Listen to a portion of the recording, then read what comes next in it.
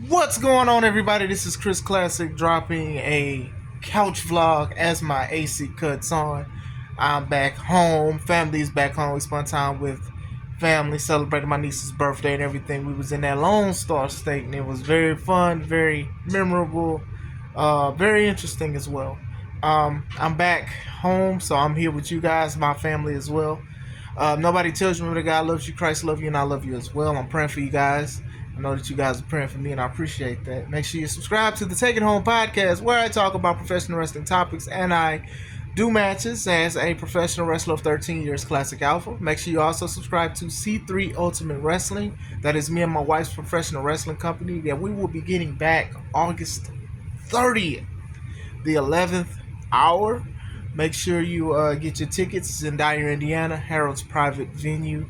They are $5 off, but there'll be $5 more at the door bars. So, I just saw Night of Champions. I was in Texas, so I was with family. So, I believe it came on Saturday, yeah, and I was with family. So, I finally got to watch it. So, I want to give my review, my late review. As you guys saw when I was in Texas, when I did make that 6-minute video, I did talk about like this shouldn't have been called Night of Champions. It should have been called like King and Queen of the Ring, because y'all had your finals and there was only like two title matches: the United States title and the undisputed #1 championship of the world title. So it really wasn't a Night of Champions. Well, let me fix that.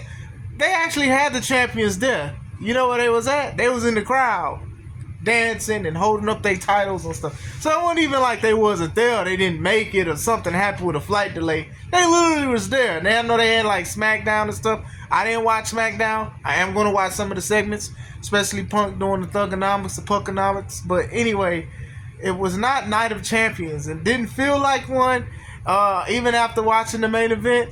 It definitely wasn't Night of Champions. It was the Eye of the Champions. That's what that was.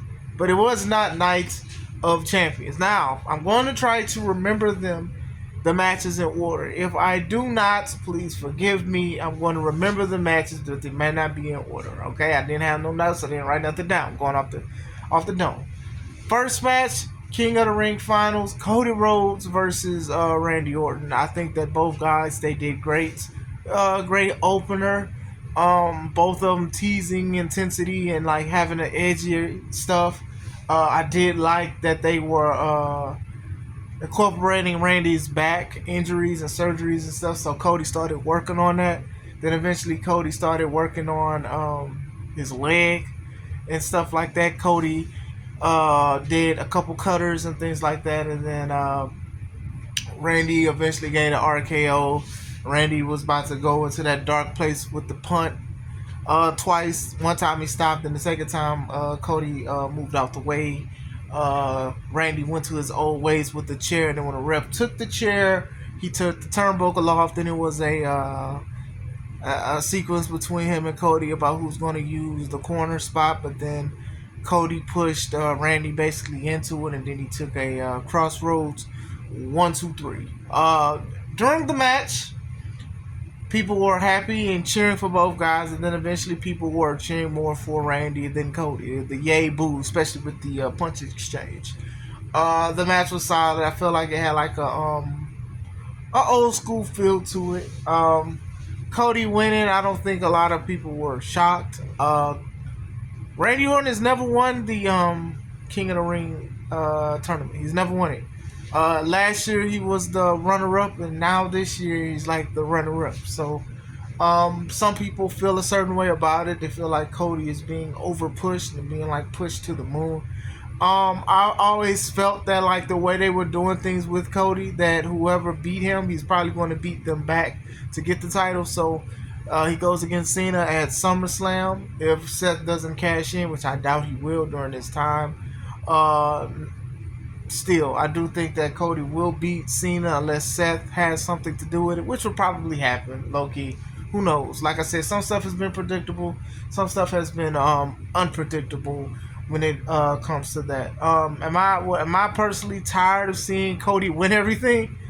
Not really. I mean, he has done a lot through the 3 years he's been here. The three He's main evented 3 WrestleManias in a row. He's won Royal Rumble 2 times in a row. He beat Gunther when they were doing the champion versus champion at, was it King and Queen of the Ring last year or whatever like that? He beat Gunther and had a ring and had a belt. Um, what else? I'm sure some other stuff he won.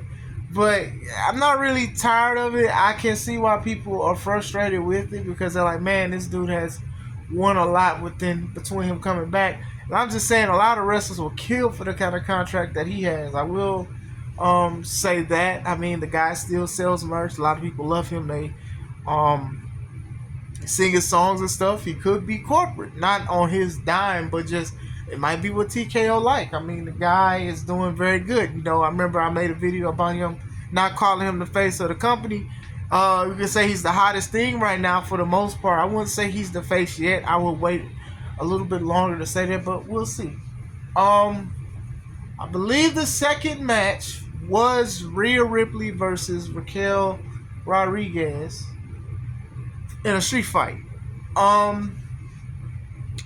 First thing that caught my attention was that obviously the women have to be fully covered. You can't show ankle, you can't show wrist, you can't show a lot of stuff because the strict rules they have for the women.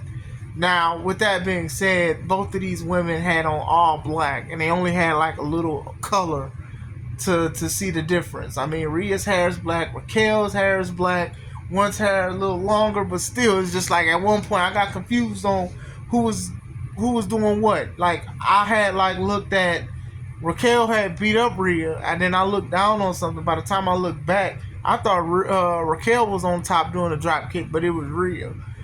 Very brutal match between both women. I think both women did great. They have a big rivalry. They were saying like Rhea has beaten Raquel so many times and stuff like that, and they're trying to say, will Raquel finally get basically retribution because you know she had beat up Rhea and stuff like that. You know, her partner Liv is hurt with the surgery. She had a surgery, I believe it was successful and stuff. Kendo sticks, chairs, belts, tables. Roxanne Perez, who had on all black, who was a shorter version of the two tall women with black hair and all black outfit. So it was just like, goodness gracious, y'all look like Catwoman. All 3 Catwomen just fighting. Raquel, she got beat up. Roxanne, excuse me. She got beat up by Rhea a lot of times. Rhea, Roxanne, Raquel, all wearing black hair. Anyway, correlation, all correlation. But anyway, Rhea beat up Raquel. I keep going to say, it's so many R's. Roxanne, and then Raquel took advantage of Rhea. She threw her into the turnbuckle post. She threw her into the steel steps that was on the apron. Also, going back a little earlier, Raquel, she had power bombed Rhea through the announce top that was sitting across. These women did a lot of stuff. They did a lot of stuff. It was a solid street fight.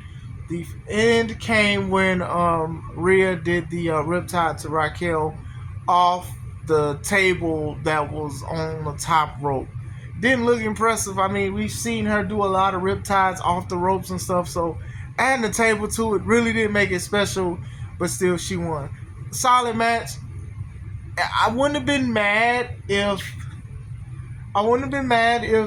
Raquel won. I mean, you guys are saying that Rhea has been beating this lady and stuff like that, and you know she's slightly taller than her. It's okay to run it back. Like, you know, Rhea could have had a retribution today on Raw, but it wasn't bad. It wasn't a bad match at all. It wasn't a Night of Champions match. There was no championships on the line. There was nothing. It was just, I just want to have this. Y'all just did a throwaway for what? And it's like, and I like Raquel. And Raquel, I think she's very solid and stuff like that. And I think she's a good powerhouse. And I think y'all can utilize her a lot better than what y'all doing. And I understand she was a tag champ. But at this point, who hasn't been a women's tag champ? You know? Wouldn't hurt Raquel to win.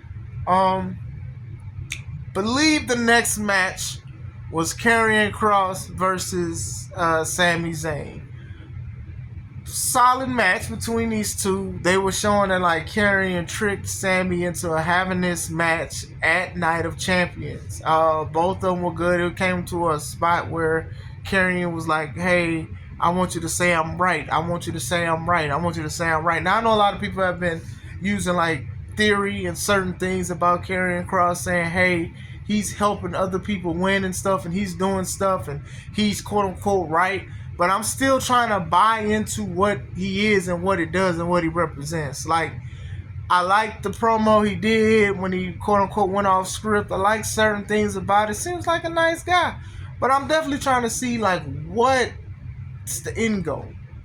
You know, I am one of these people that say wait and see, but I'm ready to see something else. You know, Sammy beat him with a haluva kick after Karrion basically beat him up for a while and was like, "Hey, say I was right," and then that was it. Karrion was on his back like, "Hey, look, listen, whatever," and then Sammy wasn't. He was, you know, celebrating with his with some of the people, his people and stuff like that, and his religion and stuff. So most likely they're not done with this. You know, it seems like they are planting seeds on Sami Zayn being a world champion in the future, obviously. So apparently, probably carrying to be something like, "Hey, I'm the one who saw it in you," or something. Even though he told me he wasn't going to be a world champion, we'll see. I'm still trying to understand the Karrion Kross thing, and I also want to tell people that just because the person goes viral and people buy their shirts, it doesn't always equate to them being a champion or getting better opportunities or better looks. Unfortunately, it's just the truth of the matter when it comes to that situation. I don't know if you guys see this dot that's like it's like a glare. It's very crazy, but okay, fix it. Anyway, believe the next match was Solo Sikoa versus Jacob Fatu for the United States Championship. I believe that's the next match. I could be wrong. Most of these matches are good, right? And even Karrion and Sammy, that was decent, even though it wasn't a title match, a championship match at Night of Champions. You see, y'all see the ongoing theme that I'm having here and frustration, slight frustration I'm having. Um, both of these guys did great. When it comes to Jacob's meteoric rise into people loving and supporting him, you know, a lot of people compare both of them because at one point Solo was the enforcer for Roman in the original bloodline, and then it was like, oh, he's the wild guy, and then eventually Jacob became that for Solo, and then eventually they broke off because Jacob was basically Solo was basically using Jacob and stuff. And then now this match was going to happen. Very solid between both. I do think I like Solo. I think Solo is very good. I think he's very solid on what he's doing, especially because a lot of people kind of threw him to the side. I didn't, but some people threw him to the side when they saw how great Jacob is in the ring and how agile in his promos and stuff like that. And I'm like, when you look at Solo, Solo has great promos, decent promos and stuff, especially with the New Jack Swing swagger and stuff like that, with the jacket and stuff, and with all the other people, the Samoans and the Polynesians that he be bringing in and stuff. Both of these guys, I do think they did great. There was one spot that I did think was funny when Solo gave Jacob the German, and Jacob landed on his face, and he got up, and Solo was mimicking him, and Jacob started doing his dance, and then that German didn't look German. I don't know if it was a Polynesian suplex or Samoan suplex. It definitely wasn't a German because it looked like Solo D that didn't want to go. Jacob was tired. You know, Jacob was showing his agility and stuff, and Solo, he took over a couple times as well. Um, Eventually, you guys know what's his name. JC Mateo came out. I believe, and Tongaloa, that's his name. It's so many of these guys. Tongaloa, he came back, he returned, he hit and move on Jacob, and then Jacob basically overpowered them and then did the dive out spot and was about to take care of Solo. Then another Tongan slash Samoan guy came in, 7 foot tall. They're calling him Tala Tonga, I think. Tama Tonga, Tongaloa, Tala Tonga, Chimichunkin in the bit. I don't know what's going on, but anyway, he came out, choke slammed Jacob on the announce table that didn't break, threw him back in. Solo gave one of the best Samoan spikes because Jacob turned inside out and it made it look like a devastating move, as it should be. And he is the new United States champion, and this is the first singles championship in WWE since he's been there, outside of NXT, of course. Good match, very solid. Only problem that I have is seems like Solo Sikoa is a portal for Samoan and Tongans and stuff. And I'm saying Tongans and Polynesians because I don't want to just consider them all Samoan. I don't want to group them and stuff like that. But I will say that if you look Samoan, Solo's bringing Sumo in. I will say that though. I'm 100% going to say that. So if you guys don't know, Tonga, Tama, and Tala, they're brothers through Haku, through, I believe, blood and also adoption. I don't know 100% of the bloodline with them, but they are very cool with Wild Samoans and a whole bunch of stuff. A lot of these people grew up together, their fathers did and stuff like that, and that's how they are intertwined in the bloodline story. It's like they're grafted in a way, right? So, but still, if it's Solo's gonna always have somebody, and I kind of like it, but it is kind of funny at the same time.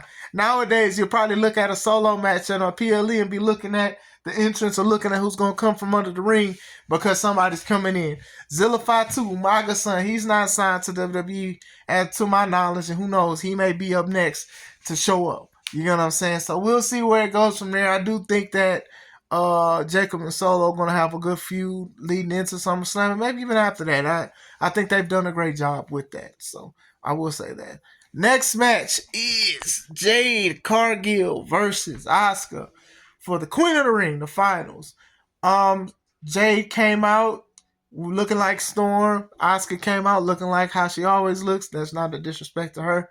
It was very quiet for Jade, and then they started booing Jade. Now, a lot of people are upset and feel a certain way about them booing Jade because, you know, if anything, most of these people look more like Jade than they look like anybody else, if you get what I'm saying. But still, you know, some people like who they like and some people don't. And sometimes it's color, sometimes you just don't like them.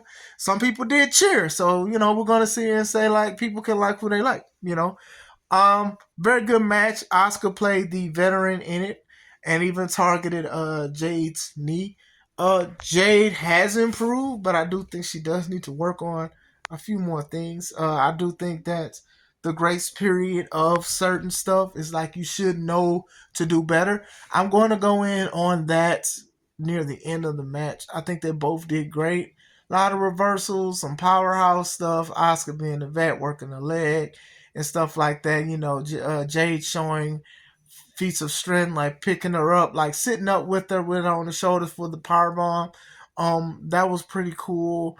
I think both of them did pretty good. Now the end came where Asuka was trying to hit her with her butt move. That sounds so funny, butt move. But then Jade basically catched her and gave her the jaded. Now when Jade went for the pin, the 1-2, she went all the way back and her shoulders landed on the mat. Now, usually the referee would probably have to recount, but she didn't. So we're gonna let that go. To me, it's not as deep as people are saying, but at the same time, I do think those are small mistakes that Jade cannot afford to do, especially because of how big of a match this was, the Queen of the Ring. Even going back to like last year, right? When Gunther rolled up Randy, but Randy's shoulder was clearly up, and the referee still counted it. And on live, Triple H was like, we're going to have to try. We're going to have to fix this. We're going to have to fix this. Now, I don't think this one is bad or as oblivious, but still, small mistakes is just some things that you can't do. I understand her being emotional. I'm sure it was hot out there. The makeup was just hot. Milton was sweltering and stuff like that. I do understand, but still, it's like small things like that could take away from the rest of the match. Like I said, I believe the match was solid. I thought it was very good. It was solid. I know some people are upset that Jade won and Asuka did not, but and Asuka just came back. So people are like, why did she just come back to lose? Look, there's a lot of wrestlers who've come back and then they lose at the following PLE or Raw or SmackDown or wherever that. It's just a part of the game. You get what I'm saying? I don't think it's something personal. If you miss Asuka, you support Asuka, then you see it. But Jade is the Queen of the Ring, and she will be challenging whoever is the champion on SmackDown. Main event time. Cena, the undisputed number one champion of the world, never seen 17 champion, You can't see me after a few months versus CM Punk, the person that a lot of people said was a hypocrite and was sold out and all this other hoopla about him in Saudi Arabia. I spoke about it before. I'm like, man, people can change. He apologized. Regardless if it's legit or not, man, there's a lot of people that just say stuff to make people cool, and sometimes it can be legit. I will say this, though. CM Punk looked like he was shooken when he was sitting in the middle of that ring. Like, man, I want to hurry up and get up out of there, man. I ain't gonna lie. When you look back at it, just look at it. It just look like, man, like, ooh, it's clobbering time, but it might not be for me. But still, Cena comes out, get the special entrance and stuff like that. The match was very good. I actually enjoyed this match. When the referee fell down, we knew exactly what was going to happen. I know that they are old school vibes, so they're like, let's feed off the crowd. Let's hear what the crowd says. It's some CM Punk chants. Let's go Cena chants. Cena sucks chants.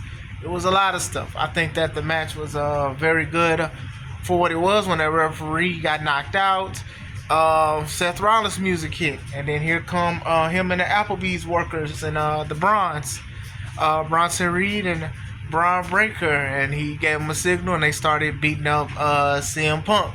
After they took CM Punk out with a horrible double chokeslam spine buster. I'm so disappointed in them. But anyway, here come referee Charles Robinson, a guy that is very known and went viral for running down that ramp at WrestleMania years ago. He did it again, but Cena stopped him. Then Cena started arguing with Seth, and then he gave Seth an AA after Seth tried to attack him. And then when the Bronze, the Applebee's workers, they started attacking John Cena, here comes Penta. And Penta did his Jeff Hardy impression. Now, if you guys don't know, I always talk about Jeff Hardy because when he debuted in AEW, his brother Matt was getting beat up. And while his brother Matt was getting beat up, he had an entrance music. And when his entrance music came out, he was doing the thing all the way down the ramp. I'm like, bro, you should help your brother. Penta did the same thing. Now, Penta did his smooth operator walk. Now, John Cena obviously is evil now, and a lot of people don't want to help him for something like that. But if you're supposed to be doing something that's part as a run-in, you're not supposed to do your dance. I mean, even Brian had to like run out there because he was like, what's going on? And he ran out, and then they fought. And then they fought for a little bit, and then when Brian flipped him on the ground on the entrance, I was like, oh, what was he here for? And then Sammy came out, and they started brawling. Sammy started punching on Brian, and then they went to the side, and then Penta jumped on them. That took them out. Bronson Reed tried to take out Cena, but then Cena picked him up, gave him an attitude adjustment. CM Punk saw that, and he wanted to shake Cena's hand. And when Cena shook his hand, gave him a hug, he had that evil look like he had when he betrayed Cody. Tried to kick CM Punk. CM Punk caught his foot, was picking him up for the attitude adjustment. Cena slides off. Seth hits Punk with the briefcase and gives him a curb stomp, and then Cena throws Seth out and goes for the pin 1, 2, 3, and then Seth tries to recover it, but it just doesn't work. Good match. Very, very good match. I thought it was good. I think for the most part, from beginning to end, this is Cena's best match since returning. I did enjoy him and Orton at Backlash. I did not enjoy the security guards coming out because all the referees was being knocked out and Orton doing a whole bunch of RKOs. Wasn't a fan of R-Truth coming out, Ron Killings coming out and basically interfering at the end, talking about this his childhood friend. Wasn't feeling none of that. Wasn't feeling none of that at all. But this was very good, especially with Punk's beef with not only Cena but also Seth. Seth with Cena and Punk and having a briefcase. I know that they're doing some brawl, some stuff happened today on Raw, but I did want to give my review. Solid show. They could have had a few endings that would have been better. They could have had a whole bunch of championship matches. It's called Night of Champions. So to have King and Queen of the Ring, the finals, on the show when they had a show called King and Queen of the Ring, didn't make sense to me. And to also have some of your champions in the crowd sitting there just holding up their titles. Like, was it the Invited Champions? It wasn't the Night of Champions. It was the Invited Champions. And with people feeling a certain way about the Street Profits not getting their shine as tag champions, it could be the plight of champions, but not the night of champions. But let me know what you guys think. Did you enjoy the show? Could they have done something different? What you like? What didn't you like? Let me know. Hope you guys have a wonderful day. This is Chris Classic. Let's take it home.